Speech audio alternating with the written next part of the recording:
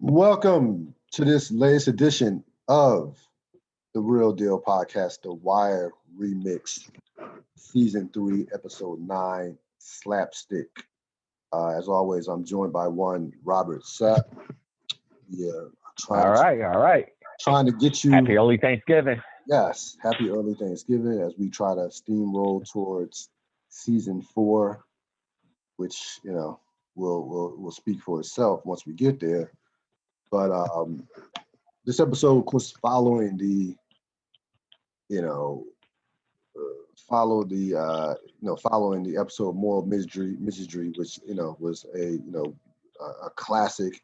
So I was really wondering how this episode would go, and did not slow down by any stretch of imagination. Did it not slow down? A lot of what's going on in this particular episode.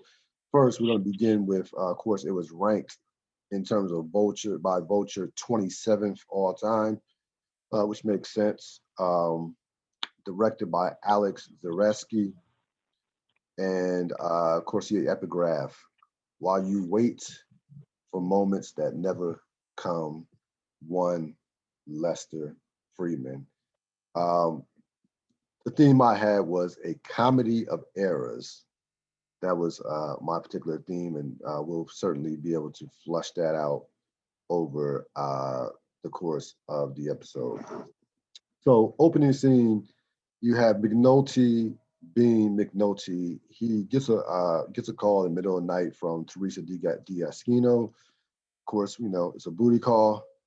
This time, he's on the other side of it, as normally he's one giving them out, but he receives one.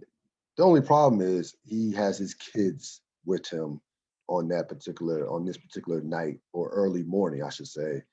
He leaves his kids uh, to go have sex with Teresa. He tells Sean, I'm assuming, well, we know that is the oldest of the two. Tells Sean, I'm going to see a lady. I'm going to see a friend. I'll be back in 2 hours. Recite what I just said, and I'm out. So he goes there. He goes to Teresa's. Of course, has sex, and then they discuss a little politics. Of course, this is not only was this the backdrop. This season was a backdrop on war, with the Iraqi war. Also, this was the year of the Kerry George W. election, 2004, if you remember. Um, so they discuss a little politics. She decides, she tells him, "Hey, I'm not tossing you as of yet. I don't have nothing to do tomorrow." And he says, "I'm tossing myself." And then he starts to, says, "Hey, well, we should try meeting when we have our clothes on, and we should try to get dinner or something." Uh, got a sense that he was, starting to feel a little bit used. He goes home and then watches some television on some of the David Simon themes of war and also politics.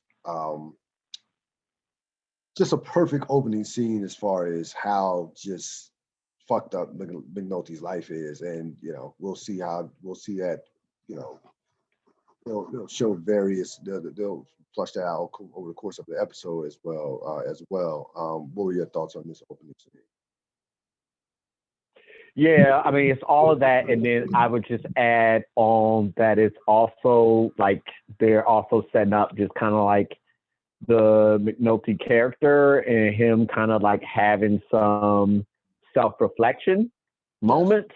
Yeah. And so that's that. There, this scene also sets that up. So we go to Cuddy. Cuddy is with the deacon. Cuddy, of course, is from last episode. Of course, he got the gym. As far as he got the location, he hasn't had to have the gym officially, but he has the location. He's cleaning up. Of course, it is a Sunday. The deacon comes around on his way to church and just decides, pay Cuddy a little visit. And Cuddy, is feeling good about himself as well as he should be. But the deacon says, "Hey, all you need is permits." And of course, this is outside of Cuddy's world, and says the deacon, "Permits." The deacon said, "Yeah, permits." So we will see how that plays out over the course of the episode. Any thoughts on that scene? Setup. Omar and his grandmother. So Omar is taking his grandmother to church. Gerard and Bernard, not Bernard, Gerard and Sapper are two of the Barcel soldiers. Of course, are watching, are chasing him, watching him. We will see how that plays out over the course of the episode. So we go to Stringer and the co-op. So Stringer's in the midst of a co-op meeting, and the co-op is starting to feel the effects of the ongoing Barksdale-Stansfield War. So they are complaining to Stringer about the war, saying that it's starting to cost them money, or saying that it's starting to cost them money as well as people, as far in regards to their peoples are feeling that they can't stand on the corner, thinking that they might catch a bullet from one of Marlowe's peoples. So this is the kind of like the beginning of the co-op turning on the Barksdale. So they start to give you those crumbs over the course of this scene. Any thoughts on that? No, agree. Yep. So we go to Gerard and Shamrock. So Gerard gets on the phone with Shamrock. Of course, they're watching Omar and his grandmother. They see them coming out the house, heading into a cab. Of course, it is a Sunday. Stringer is still in the midst of the meeting, and they get to Shamrock. They ask for Shamrock's approval. Shamrock, of course, has to get the go ahead from Stringer. Stringer, in the middle of the meeting, takes the call. Well, not takes the call, but gives Shamrock the go ahead on to go after Omar. So they go after Omar. They, of course, miss him and his grandmother. Take 3 or 4 shots, miss him and his grandmother. They get away and hit the window. They shot the window, and they get away in the cab. They get away in the cab, and the only thing, of course, that was hurt was her church crown. What were your thoughts on this scene? Yeah, I mean, I thought it was interesting, like how like the dynamics of like the scene kind of like set up, because it was like it wasn't that Stringer didn't know that it was like a Sunday and like this is like something. Anyways, I like how the dynamics of the scene set up to like make it not like such a like a clear cut like Stringer was just wrong. Yeah, I mean, he knew, and we'll get more into it when we'll get more into it. Out. But to your point, Shamrock said it being a Sunday and all. So Shamrock tells Stringer like, "Yo, we know we got the drop on Omar, but it is a Sunday." And Stringer still went ahead. Stringer still would say, "You know what? Take him out." So yeah, we'll definitely flush that out. But to your point, he absolutely knew that it was a church Sunday. We get to Colvin and the deacon. So Colvin has eclipsed a 14% drop in crime. He says Hopkins' security job has come through, and he's on his way out. He's on his way out. So the deacon says, "Hey, you're not going to finish what you started. You started making some inroads as far as helping these people out with drug treatments and what have you. Some of the stuff that you saw in the last episode." And Colvin basically, again, to what we discussed last week, Colvin just had a plan to start Amsterdam. But there has been no plan as far as the execution and as far as the follow through as well. So if he didn't have a plan to execute, he definitely doesn't have a plan to wrap it up or follow through. He just wanted, basically using Amsterdam for him to, obviously clean up corners, but also to get him to a point to where he gets to his 30 and can retire and go into the sunset. And the deacon basically calls him out on it and basically says, "Hey, you need to finish what you started." What were your thoughts on this scene? Yeah, you named it. I got nothing to add. That was perfect. So we get to Freeman McNulty and Prez, mind you, it is a Sunday. They're the only three that are in the details office. Freeman and Prez are working on some undercover stuff in terms of putting a camera right next to Stringer's print shop.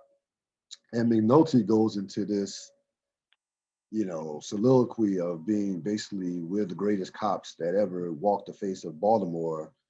And we don't, we do, nobody does what we do in a case. He starts running off some real life police names.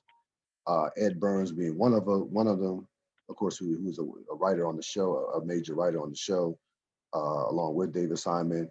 And basically Freeman just says, like, hey, you know, you have to have more to this life than just being a cop and clearing cases. He says the epigraph, you need a life outside this. Of course, we know Freeman, has Chardine at home, has the dollhouse, that miniatures that kind of McNulty was taunting him about. So Freeman, despite how dedicated he is to the job, which we know he is, does have something outside the job. So he's speaking from experience and speaking from a place of wisdom.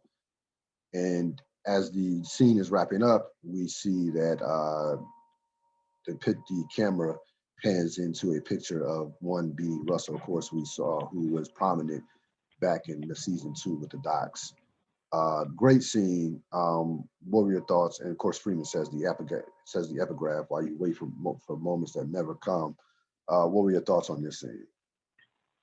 Yeah, I was gonna say, like, wasn't also in the scene where he talks to him about how do you think it's gonna end? How do you think this is all gonna Yeah. end? So yeah, he said, With the go ahead, go ahead. No, yes, yeah, that's the no, same scene. That's the same scene. Yes. yeah, all right. So like I, I thought it was um very like I agree with everything you said, and then I thought it was like very like poignant, and also like a big kind of like foreshadowing as well. It's like in terms of like the entire series. So like I just really noticed that, and then also this is also example number 2 of just kind of like McNulty kind of like going to begin that process of just kind of like self-reflection. Yeah, it's some major, to your point, major foreshadowing for those 2 characters. Major foreshadowing that will take the entire series to flush out. But yes, when he says how's it going to end, yes, that is absolutely 1,000% right. It's absolutely some major foreshadowing um, in terms of that, and calling out McNulty for basically just saying, like, look, this is work. This is work. It basically gave McNulty his whole life in about 2 minutes in terms of his police life, in terms of his career, in terms of his police career, because that's what McNulty has been. He's been a disaster outside of when he's doing police work, when he's working a case. So great scene, well played by both Freeman, Clark Peters, and also Dominic West. We go to Slim Charles, Gerard, and Sap. They're back at the funeral home, waiting, of course, to face punishment from Avon. And Slim Charles rips him a new one, basically, in terms of violating the Sunday truce, saying that, hey, not only did you violate the Sunday truce, you didn't even kill Omar. So, nothing was accomplished. Basically saying that you're messing with Avon Barksdale's reputation. And again, basically gives them a mouthful. And what the scene showed is, again, in contrast to Stringer, it shows that Avon and Slim Charles are on the same page versus Avon, of course, and Stringer. So, what were your thoughts on this scene? Yeah, setup. So we go to Omar, Kimmy, and Dante. Of course, Omar is all up in arms, almost almost getting shot, and almost having his more importantly, almost having his grandmother killed behind his actions, and he's feeling guilty from that standpoint. He also is equally as angered by the Barksdales coming after him on a Sunday morning. Tells Kimmy, I should say, that he's coming after Stringer and both Stringer and Avon, that they both have to go. And she says, you know what, fuck this. I'm out. I'm in it for the money. We were doing East Side corners and getting easy money. Now you want to go back to Barksdale. So she's out. Dante says, hey, it's just me and you now. And Omar just says, nope, it's this one's just about me. And we see that scene play out. Omar, of course, explains to them that I was going to let them. I wasn't even going to come back on them. I was going, after what happened to Tasha, I was going to leave the Barksdales alone. But now, of course, that fire has been reignited to go after Avon and the rest of the Barksdales. What were your thoughts on this scene? Yeah, this is exactly what this scene is set up to do. It's set up to put Omar right back with the right back against the Barksdales. So yeah, the detail. We'll go back to the detail. They're attempting, of course, to get burners, to get a wire up on the burners, which will not be easy. So we see a video. Of course, the video camera has been set up on Stringer outside his print shop. They see him walking into the print shop, and McNulty calls Teresa DiGaschino to try to get in contact with her. Quick scene. What were your thoughts? Set up. So we have our buddy Cuddy, who is on a mission to get permits for his gym. Of course, he's running into he's running into a lot of red tape. Running into, of course, it's a gym, so of course it's going to be very difficult to there's a lot of procedures and things that you have to go through in regards to you're trying to open a gym when opening something like that. And of course, this is out of Cuddy's element.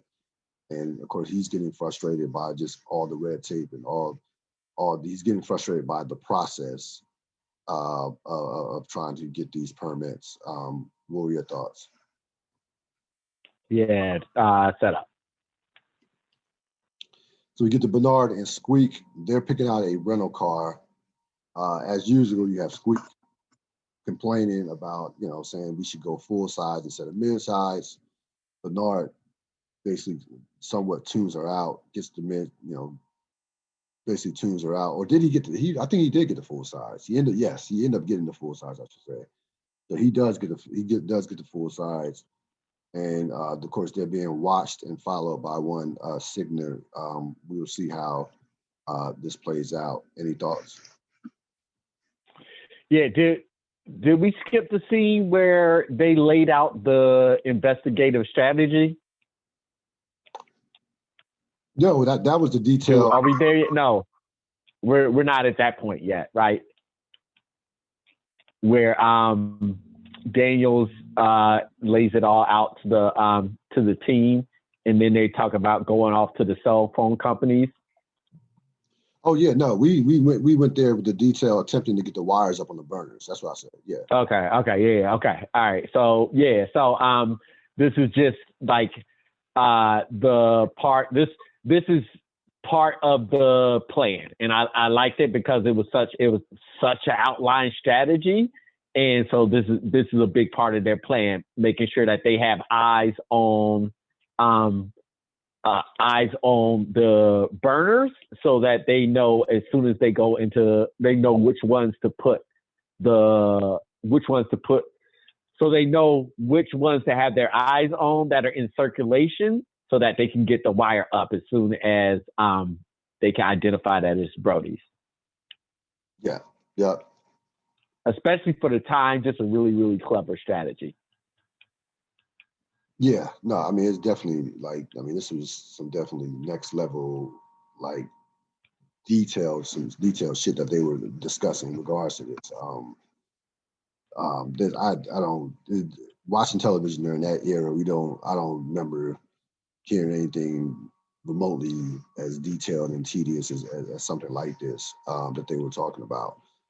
But which makes sense because you have Burns as an ex-cop, Um, you have Cuddy and well, no, you have Kima, Bubbles, and McNulty. So they need Kima, Bubbles, and McNulty send Bubbles. Kima and McNulty send Bubbles undercover to go to Amsterdam so he can pick up some product.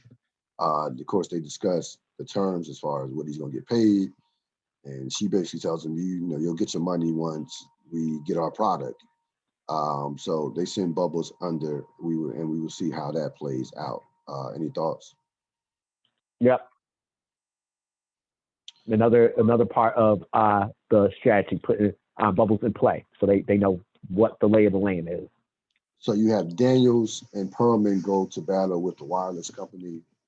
Um, so the wireless company, they know that, you know, they know they have drug dealers, you know, who are buying their phones. Um, Perlman, you know, initially they were only going to get around to flip it to getting the wire up within 30 days.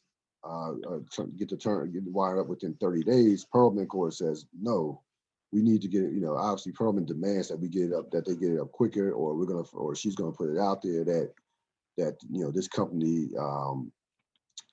not only gives their phones to you know drug dealers, but also fail to help to help bust them, to help to help put them away. So Perlman, you know, flexing, starts to, flexing her muscle, so to speak, and gets them to have a 5-day turnaround instead of the original 30. What are your thoughts as we see Perlman and Daniels in action together? Yep, they're another part of the investigator strategy. So you can just see how multi-layered it is. We see Cuddy and the Deacon, and we get introduced to Reverend Reed, who of course has a lot of power has a power within the voting base. Um, they discuss the difficulty of getting the permits. Reverend Reed asked Cuddy, did he use his name or any other name? And of course, Cuddy, okay, this is not his world. This is out of his realm. So he says, he doesn't claim that he didn't use anybody's name. So get to see how connected the Deacon is, and get to see how things are moving within the political realms of how shit actually gets done. What were your thoughts?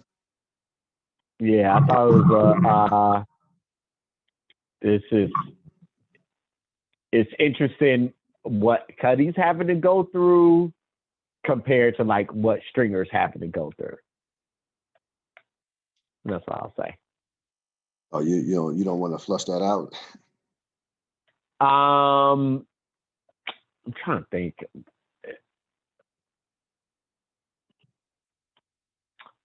I'll wait until we get a little bit more into Stringer. No problem. In this episode. Got you.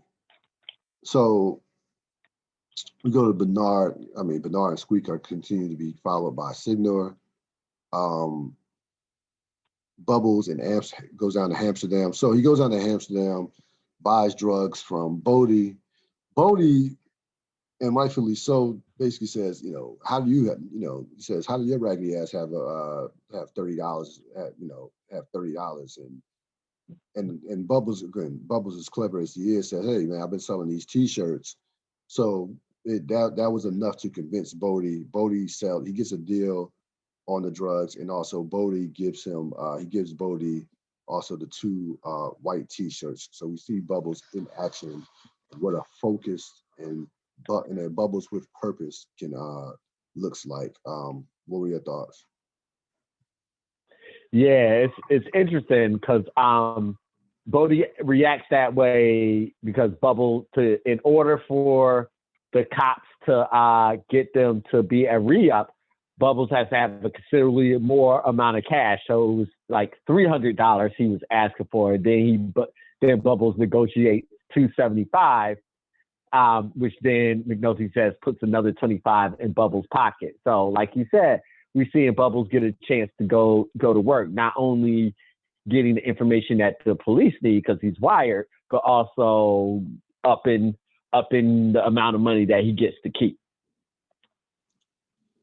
To Sapper, Gerard, Avon. Of course, we see Sapper and Gerard awaiting their fate at the Barksdale funeral place.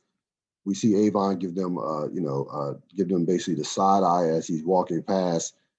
They initially thought that he was going to come to speak to them, but it turns out that he walks right past them to go speak to two East Side soldiers who, of course, he's recruiting for the ongoing war with Marlo. What were your thoughts?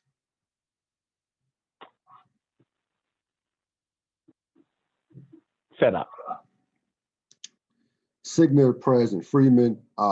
So Signer comes back, tells them he's been following Bernard and Squeak basically down I-70 at these different as they've been buying the track phones, the burner phones. Reports that Bernard bought 24 phones. Bernard bought 24 phones. Of course, Freeman's hoping that one of these phones they can get up on is a connection. They can get up on one of these phones and make a connection to the Barksdales. And then you have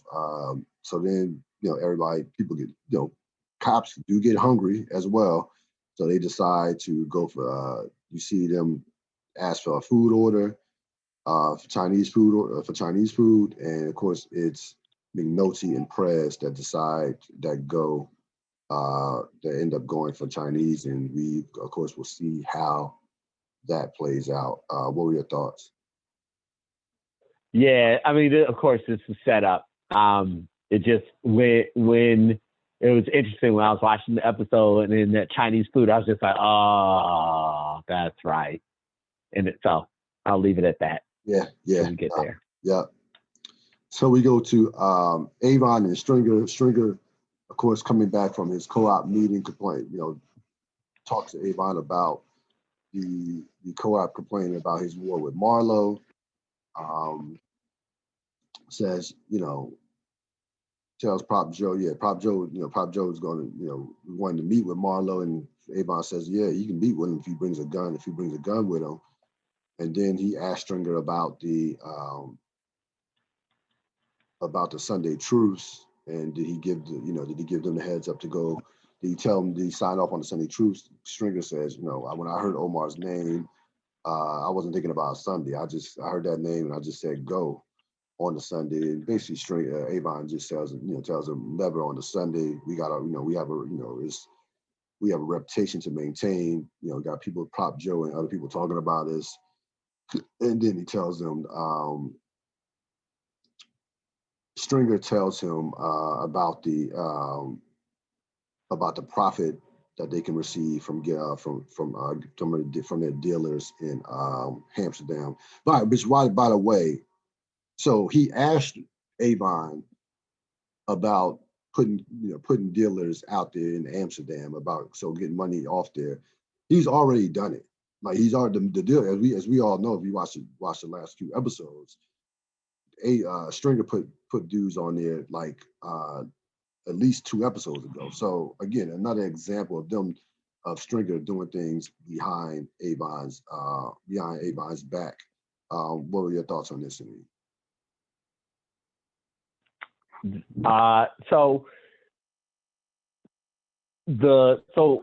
Yes, I mean there's lots of different examples of those two, like Stringer going behind Avon's back, and then also I'm trying to remember, is this the last scene between these two in this episode? No, you got the scene with him. All right, yeah, okay, all right, so yeah. So I'll reserve until we get to that scene.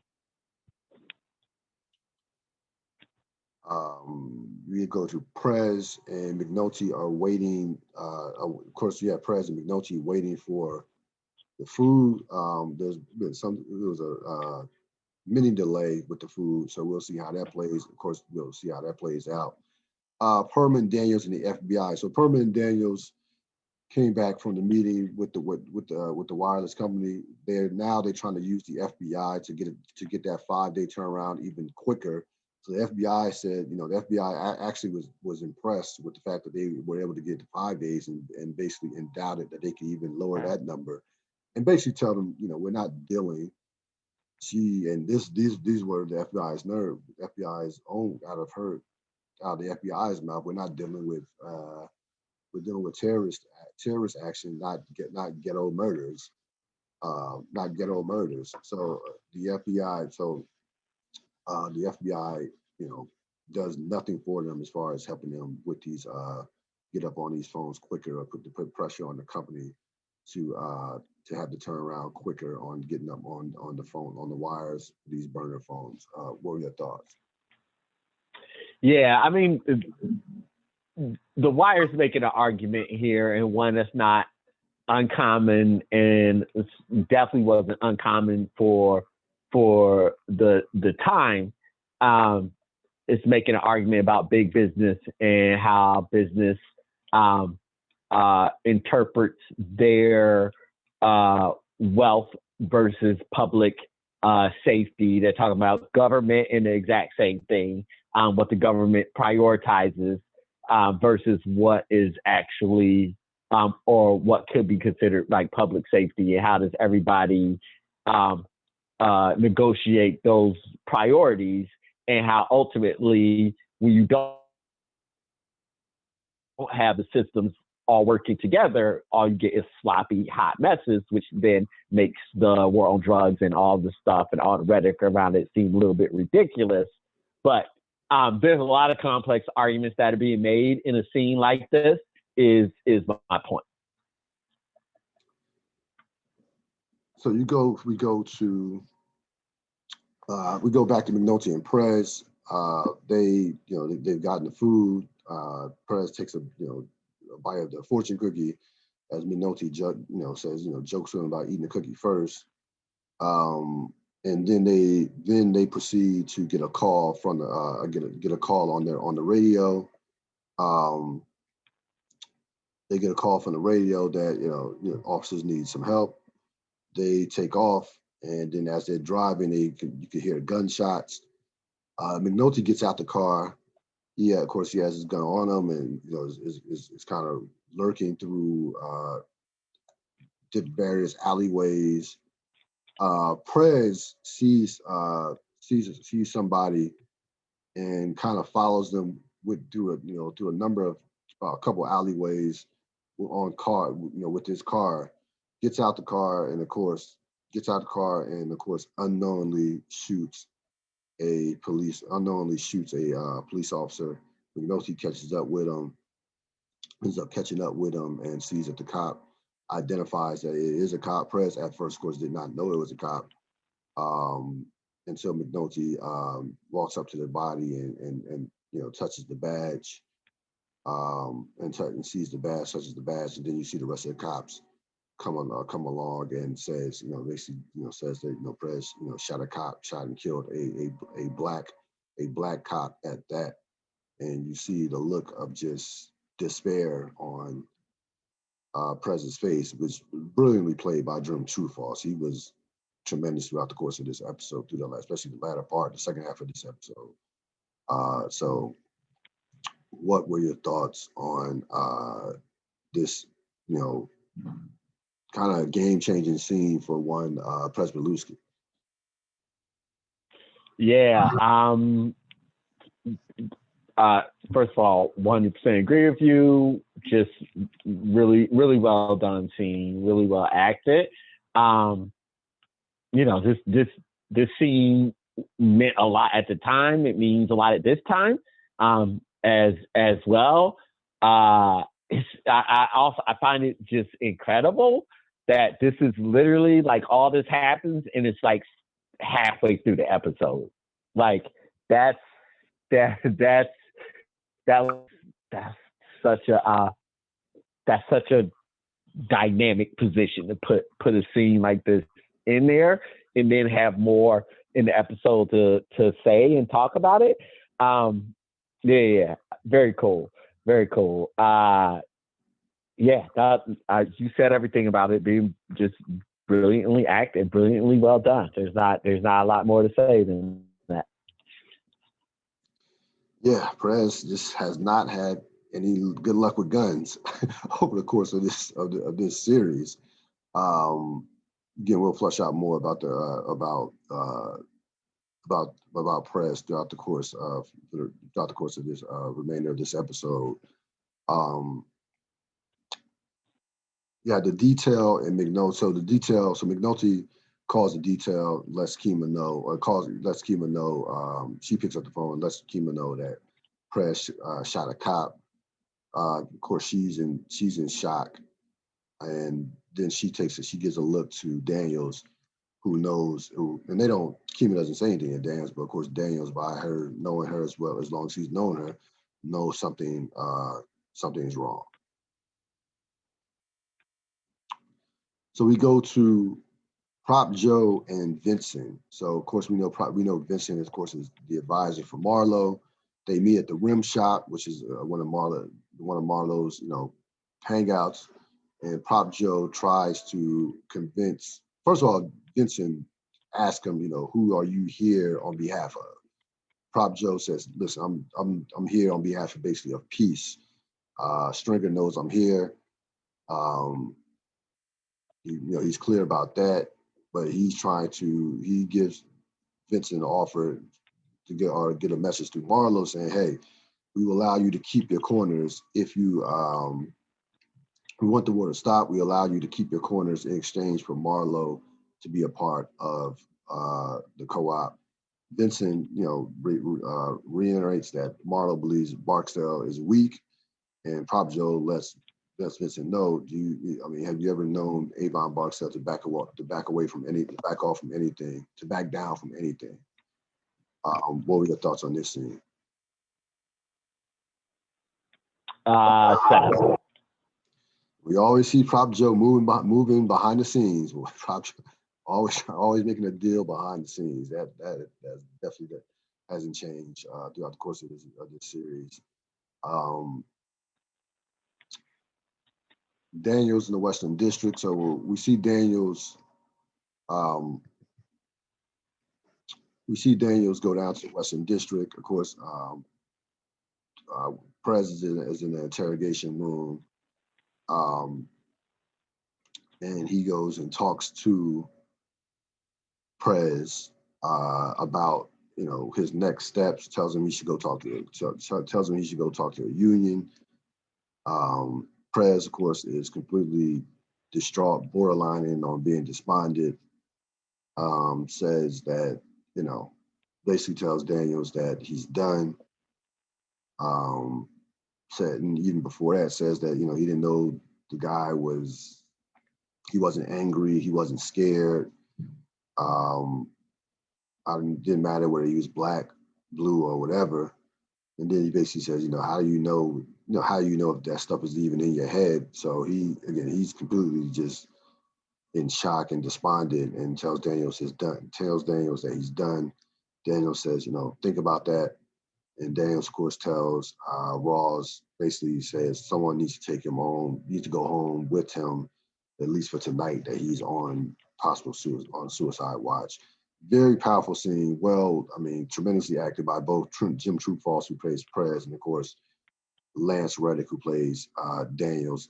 That was 3 seasons, and this scene was almost 3 seasons in the making as far as the history of these two characters. You saw a concerned boss look after somebody who he's worked with now for a long time and has grown to like after initial struggles in the earlier seasons. What were your thoughts on this scene? Yeah, I agree with everything that you said. I just want to add that when you were talking about the part where he was like, I wasn't angry, I wasn't any of that, everything, but a important part of what he said was, he goes, or maybe I did, when he's talking about not knowing if he was black or not, and not reacting because he's black or not. And it's important because the Wire doesn't let their character off the hook, so we should not let the character off the hook on this matter. And so it just again, it added that complexity to the scene that needed to be there, so that the actors just had so much to go off of, and did not disappoint. As you said, an excellent scene. Yeah, they want, the writers want to give you give the angle. Like he could have shot him because he was a black man. Like that's not out of the realms, despite how much we've grown to like Prez and how much he's developed as a character and also as a police officer working with Lester and working with other black cops within the unit. He could have. I mean, he could have. You don't know. We don't know. But that possibility does exist. So that's an excellent point. And more importantly, he doesn't know. He doesn't. Yes, but that possibility does exist. So I completely agree with you with the point that you just made from that standpoint. Very important detail to point out. So we get that. We get back to the detail as they try to cope with what just transpired and try to work at the same time. Part of police work. They realize we see that they're up on 8 phones and they are looking for the Bodie connection through those 8 phones that they're up on. What were your thoughts on this scene? Yeah, set up. We get to Cuddy Watkins and Marla Daniels. So they meet to discuss how Cuddy's going to get his gym.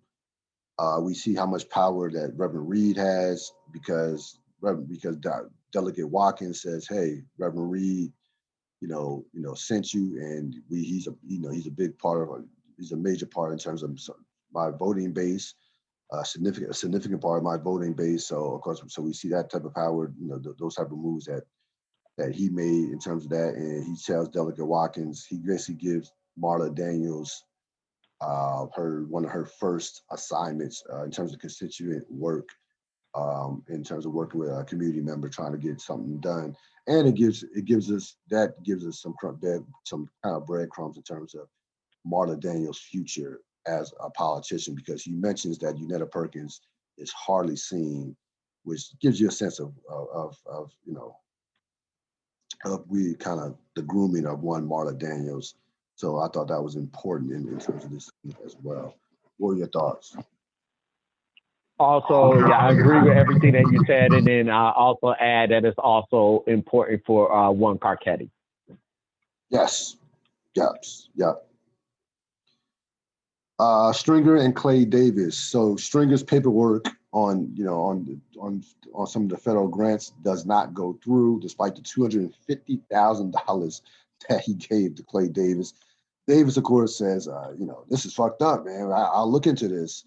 And he's like, and then Clay Davis says, what about your light bulb? Did you get your light bulb contract? You're like, yeah, that was $30,000, but I gave you $250,000. And of course, Davis says, I'll look into this, continues to make excuses. Stringer, again, it's just amazing to continue to watch these scenes between these two, and even after all these years, for Stringer not to pick up on the fact that he's being hustled. And I don't know, do you think at this point he knew, but he just was confused? Like what were your thoughts on this whole dynamic between these two, especially at this point?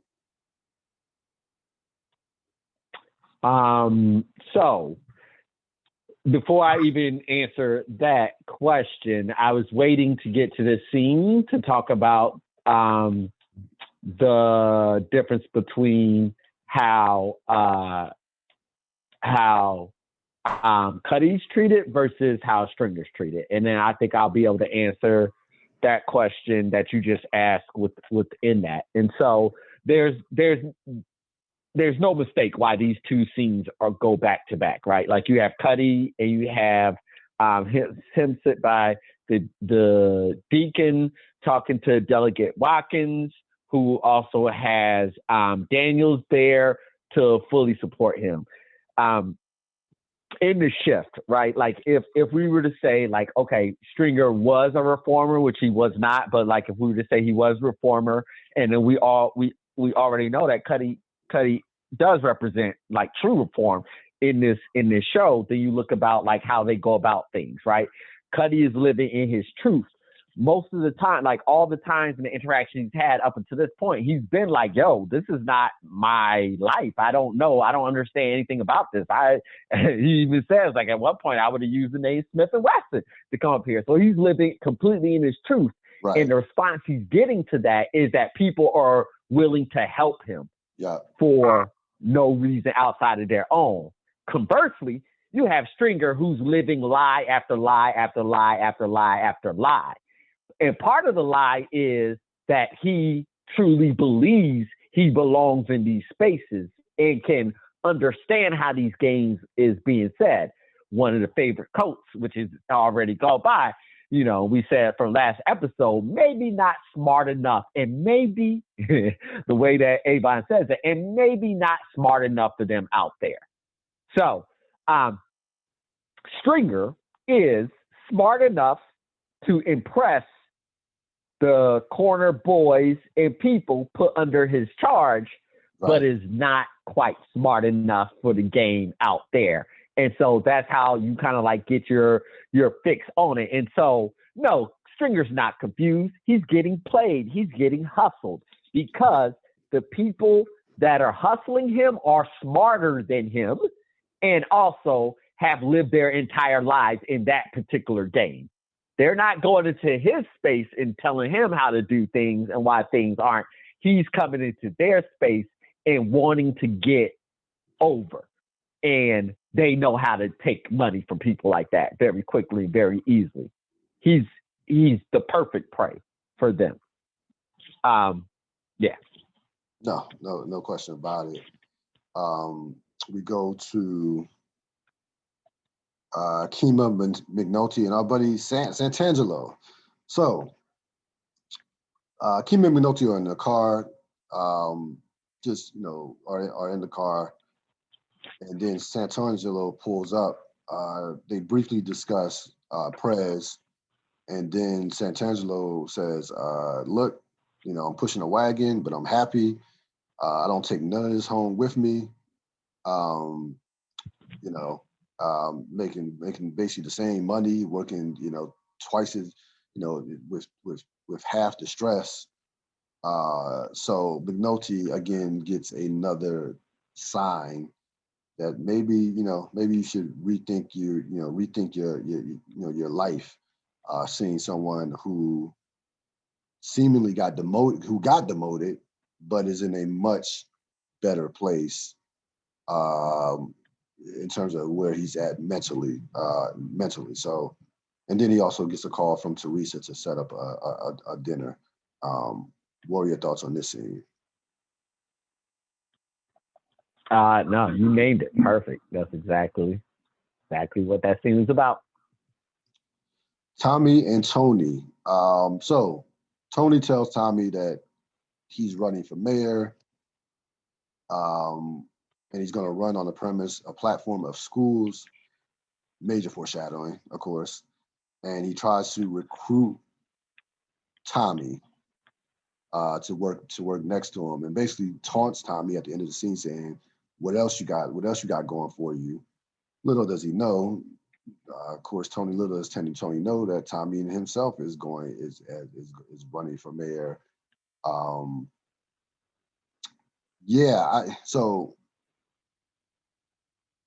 going to compare this a little bit to Stringer. A little bit from the standpoint of not seeing Clay Davis and not picking up on the hustle. I'm just amazed how, how Tony never saw Carcetti, and not so much his hustle, but in terms of what direction he was going in as well. Not as bad as Stringer versus Clay Davis, but close. What are your thoughts? Yeah, the implication that the show gives, and historically, it's a accurate, accurate point.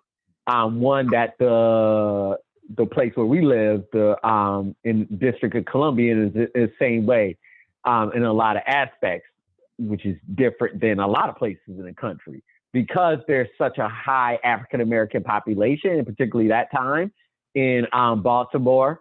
The perception was that a white mayor, it wasn't possible for there to elect a white mayor.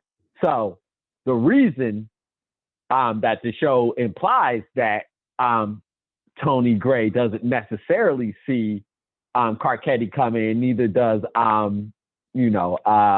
Royce really believe anything, is because that Carcetti's white, and in Baltimore, a mayor can't get elected if they're white. So, classic underestimating somebody in a situation, because you're absolutely right. Carcetti's playing the entire situation to his advantage.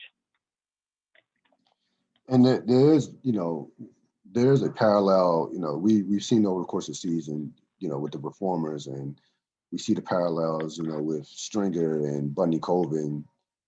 There, you can somewhat make a parallel between Carcetti and Marlo as well, of just kind of like the underdog that no one somewhat has saw coming or was even underestimated. So I think there's a parallel with those two characters, to be honest with you. So we have Amsterdam, Carver's at Amsterdam now. For the first time since Amsterdam has been started, you get a dead body in Amsterdam. Carver immediately, before anything is called in, wants to get the body moved out of Amsterdam. And moved outside of Amsterdam. He asks Herc. Herc just outright refuses. So Carver gets two other police officers to assist him, says that he will take full responsibility, of course, and make the call. And, this is on me. They help him. And, they help him move the body as when Herc refuses to. What were your thoughts on this scene? Yeah, this is where not having a plan really, really hurts. Yeah.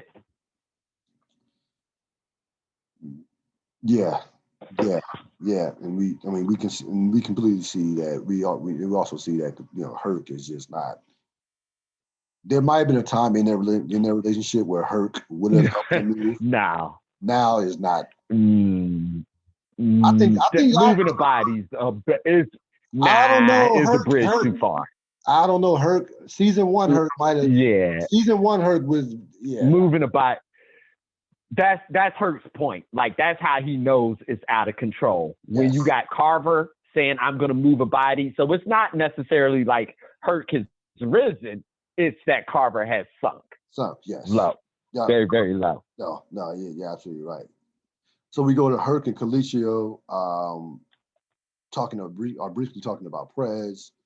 They're reading the newspaper on it. I'm assuming that this is, of course, this is the day after. So they're reading the newspaper. He's asking Herc, did you know this cop, or did you work with him? And they have a brief conversation about Prez, and then Herc basically says, you know what, this shit's going too far. The cops around him thinking that he's talking completely about something else, but but he's talking about, of course, Amsterdam and the movement of the body, and he goes and calls a newspaper person to go tell them about Amsterdam. What were your thoughts? Yep. This is everything starting to hit the fan. Big scene. Avon, Brianna, and Stringer Bell. So, of course, the revelation last week with Stringer. This is all, of course, on the heels of Avon finding out that Stringer had D'Angelo killed. Brianna also being spoken to by McNulty.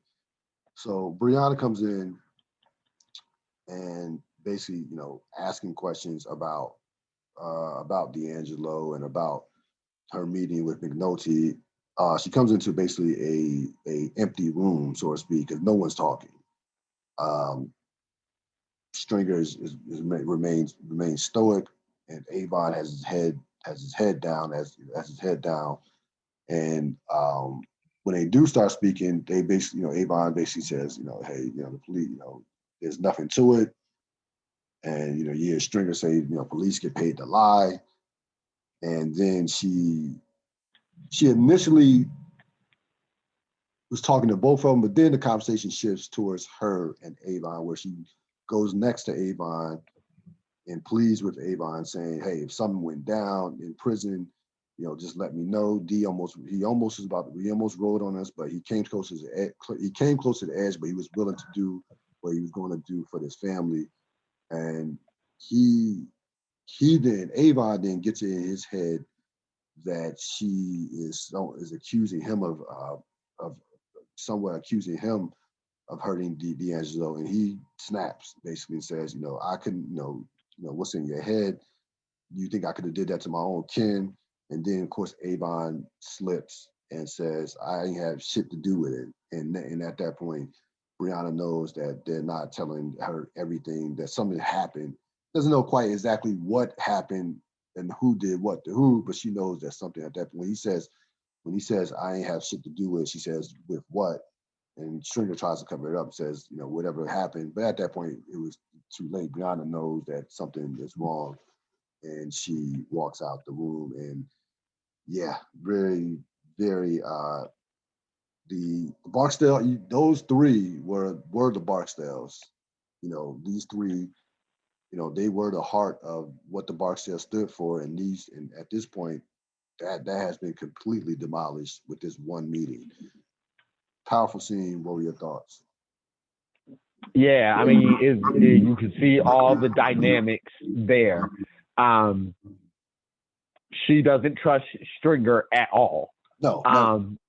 And then the last shred of trust she had for Avon is then gone.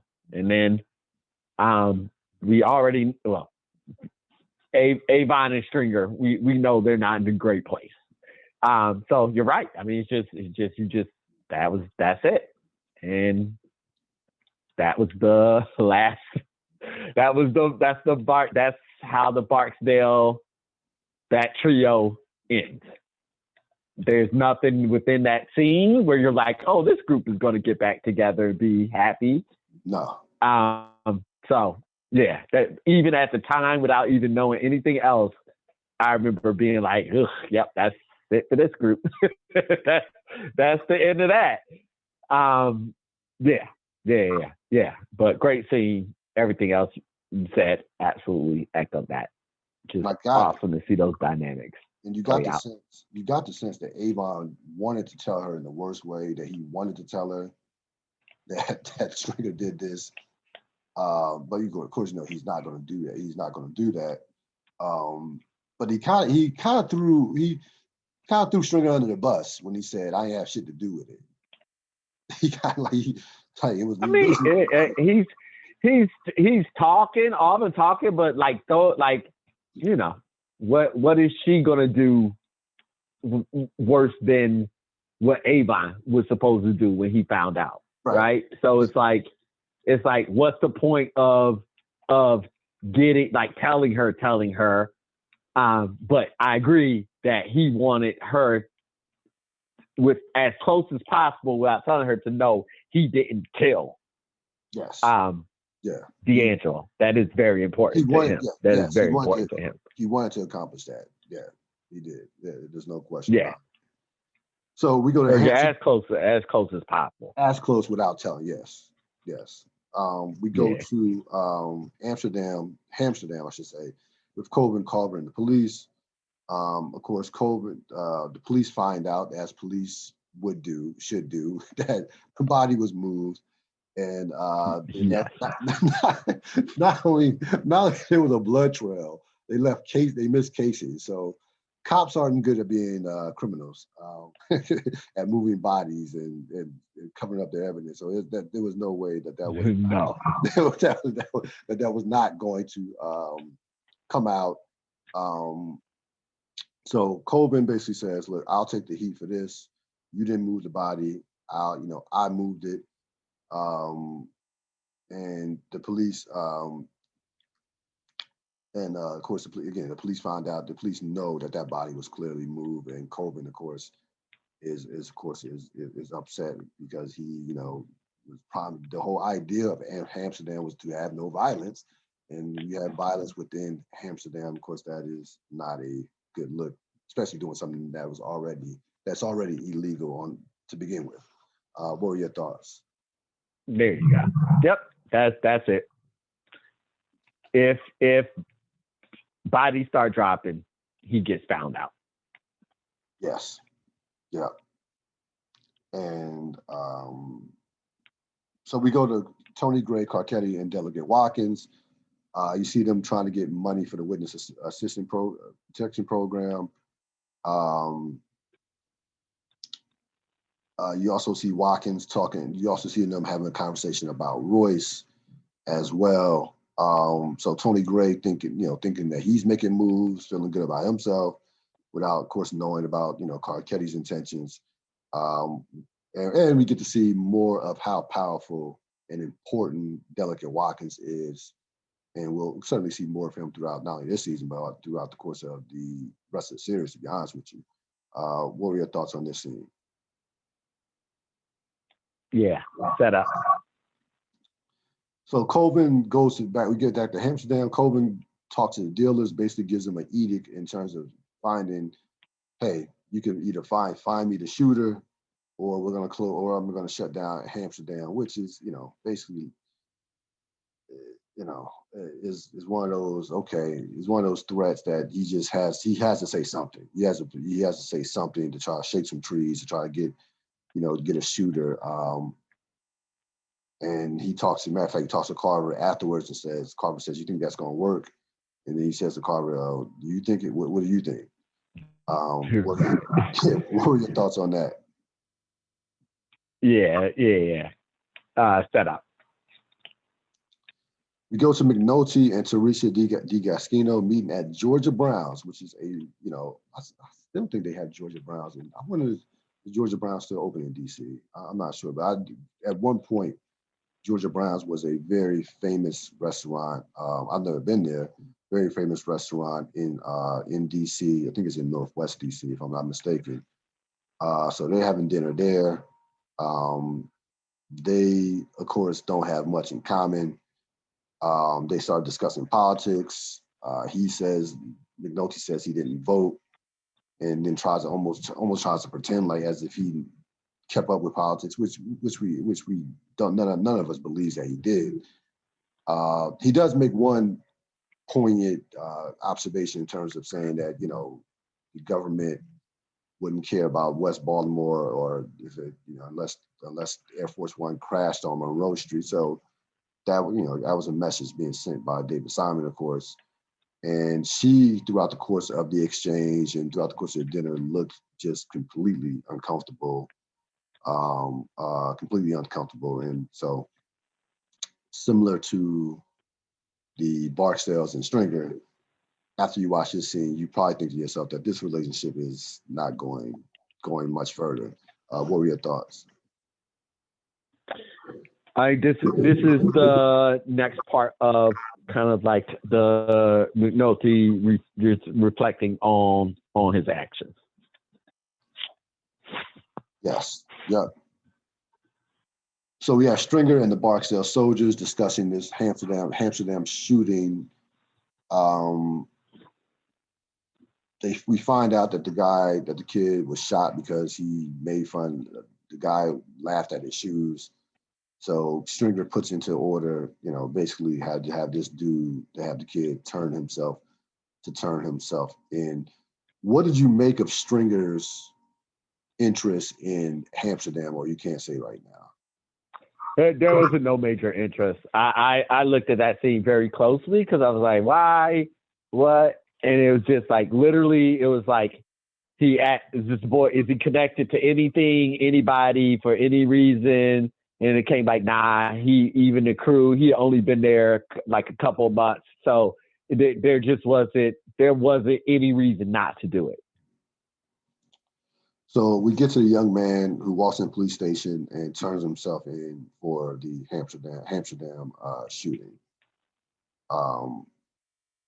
That was a quick scene. So we see Stringer's orders carried out. And then we get to McNulty as he's leaving DC. And again, McNulty, to the points that you were mentioning earlier that we've discussed, was in heavy self-reflection mode as he leaves Washington D.C. Any thoughts on that? Yeah, reflecting. So finally, the episode ends with Prez Wiluski going into a empty detail office. No one, by himself, lights off. All you can hear is, computers. He's looking around. Um, Perfect way to end the episode. What were your thoughts on, him being in the office by himself? Not, I mean, not so much of like the him being in office by himself, but like symbolically what it means. Um, and it it it's it's tough to talk about this without being able to talk about other things that are long reaching. But this is a pivotal moment in the show, and it was very interesting to look at how they brought this moment together, because like you said, it was peppered in like throughout other seasons, and then when it culminates, it's it's not like the A storyline in the season. So it's just such an interesting spot. But I think it needs to be that way in order for what happens with him to happen. That's just probably as much as I can say about that without getting into too much. And so then let's just talk about his arc up until this point in time. And like you said, like he went from one of the bumbling idiots of the first season, like the two drunken cops, to one of the better realized minds of the detail. And we saw that growth and we saw the journey, which makes it not feel like a cheat, because we saw what he had to go through and not what he had to go through, like all the different steps that it took for him to get to that place. And not only that, but it's how they also set that up for him to also take it forward as well. Just a really well done middle arc of a character that is one of the most powerful characters on the show. Yeah, they're completely they're knowing what we know is going to happen. They're absolutely, of course, playing chess in terms of this, because it is like, this is very uncommon to be this late in the season and then have this storyline just kind of like pop up, or or a character. And he at this point, Jim Truefoss was not a starring, was not a he was a recurring character. He was not in the starring cast at this point. Well, I mean, don't misinterpret. Like this is like, at this point in time, he's a fully developed character. Like he is. No, like, he is. No, he this is. This is a fully formed, very impressive arc right now.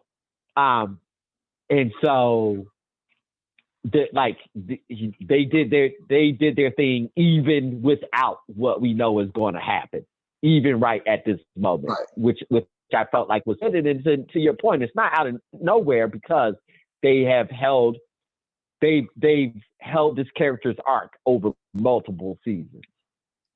All right, I'm done. Yeah. So Real this time. In terms of themes, I mentioned a comedy of errors. We saw just, saw a body being moved out of Amsterdam. We see, we see Omar, a failed hit on Omar. And then we see a tragic error with a cop being shot by another cop. So that, it was just a number of just critical mistakes that were made over the course of this episode. And all three of those mistakes that were made have just incredible impact on the rest of the series. Like, this was not like, coming off an episode that you, this is what makes The Wire just, the best.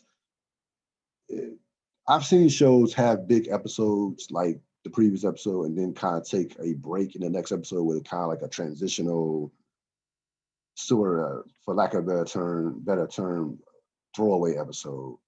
This was not that in whatsoever.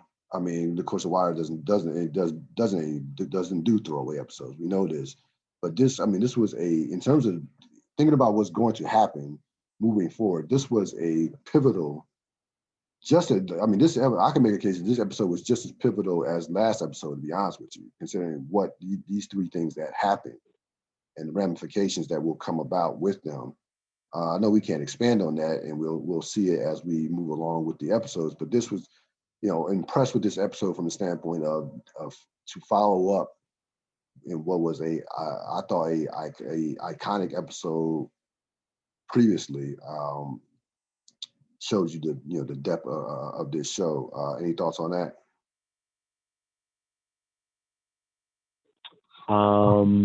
Yeah, agreed. Who'd you have for your MVP? Presbeluski. Yep, I 100% agree. And of course, who'd you have for the Chardine? Prez and Daniels. Yeah, and I think this is the first time we had both the same. Yeah, I think this might be the first time we had both the same. I mean, it was undeniable. Easy. I mean, you pointed it out, but man, just like when McNulty's over the cop and pulls the badge up, the look on that was Prez's face is everything. Like you know me, the no words. No, woo! Yeah. I mean, he told a story in that look that was just it was fantastic. And then like you said, that Daniels and Prez scene, like Daniels, it's wild because it was like we know the animosity they've had towards each other, and we know Daniels has definitely been like he's not worth anything to me. I mean, he's caught Daniels, and then for him to be headache for Daniels. Yeah, but then for him to be that kind and that fatherly, it was like a fatherly big brother boss that cares. Like it was like all those things at once. Man, yeah. He's extremely. Yep. Yeah, extremely empathetic in that moment was Daniels. Yes. He I think thinking about that. That's why I had to give it to both of them because Daniels was tremendous in that scene too. Because there wasn't a lot of words being said. Those just the physical presence between those two actors as Daniels is standing up and Prez is sitting down. That kind of like in that space. It was just tremendous. And I think with Daniels, if you're loyal to Daniels, if you ride for if you don't gotta kiss his ass, you ain't gotta do nothing. But if you're good at your job and loyal to Daniels, he will ride for you. Like he's loyal to his people. You see with Kima, how he brought her up and how things of that nature, and he respects Lester. So at this point, if you're loyal, Daniels will ride with you as a boss, I should say. So he's gotten to that. I think also as we were talking, I was thinking what was also great about the interplay between the two of them was, remember early in season 1 when he shot up the car and they shot up the car and Daniels is sternly giving him the lines to say, right? Yeah. And in this, you got the turn around in this one, he's trying to give him the lines to say, but caring and just come on, just work, these are the things to say. And then on the opposite side of that, in the first one, you got Press yeah, okay, all right, okay, this is what I need to say to get out of this. And this one, you just got him completely defeated. He's just I'm done. I'm not none of it. I'm not lying. I'm not anything. I'm just, no, I'm done. I don't know. I don't even know if I saw I definitely didn't say anything. It was just yo, he's just yeah, I'm done. It's just, yeah, good. That scene was everything. We left this part out of that scene. I forgot to mention at the end of that scene when Daniels walks out, Valchek, of course, who, father-in-law, tries to say, well, you being his commander, can you cover for him and say because of the black thing? And Daniels looks at him like, motherfucker, and just keeps walking. I love the fact he blew up, didn't even barely acknowledge Valchek. Because it's just like Valchek, you so like you're like he's grown so much. Like Prez, but that's just like what we're talking. Prez is grown. Prez is so far beyond just like trying to get out of this and like everything like that. Like he's taking full ownership of everything. And here's Valchek still trying to just get him out play of the trouble. politics, yeah. Play the politics. Like on number one, and then number two, Daniels in his mind is like, yo, I'm worried about homeboy's life. Right. Did you hear what I just said? Exactly. Like I'm worried about his life. Right, yes. And you sit here talking about trying to get him out of trouble. Exactly. Like, come on now. Like anyway, yeah. But everything, like no words, it was just in that look. Yeah. No, he just looked. Yeah, he didn't say anything. He So just good. He looked so good. So good. That was a tremendous. That was a just a perfectly shot scene, and just like just enough words, not to like too much talking that scene doesn't play out as well. You needed obviously Daniels to try to say something and try to like coach him, so to speak, but it was just perfectly it was just enough to where that scene hit, knocked it out the park for that scene. Yeah. So we are on to episode 10, Reformation. Come next week. Come later on. Next time you hear from us, again, another. From here on out, these next 3 episodes are all just knocked out the park. I mean, these are going to be 3 big time episodes, including one that I have my own personal feelings on, but we'll talk about that when we get there.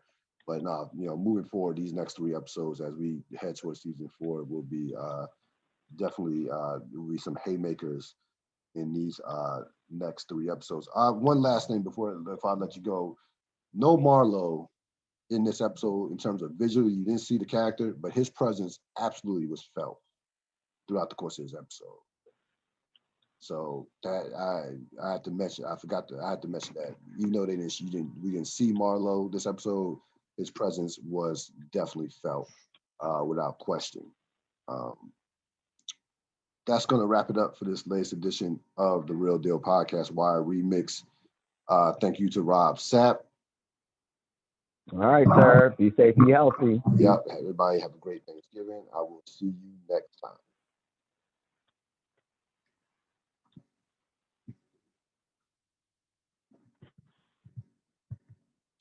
As always, of course, you can subscribe to my YouTube channel, www.youtube.com/Ril Dil Podcast. I will have this podcast up before the night is over. I promise you. So this podcast will be up before the night is over. So stay tuned. Stay on the lookout for that one. I will see you next time. Have a wonderful, wonderful Thanksgiving. Turkey Day. I know a lot of people don't like to call it Thanksgiving, but have a wonderful day with your families. And I will see you next time.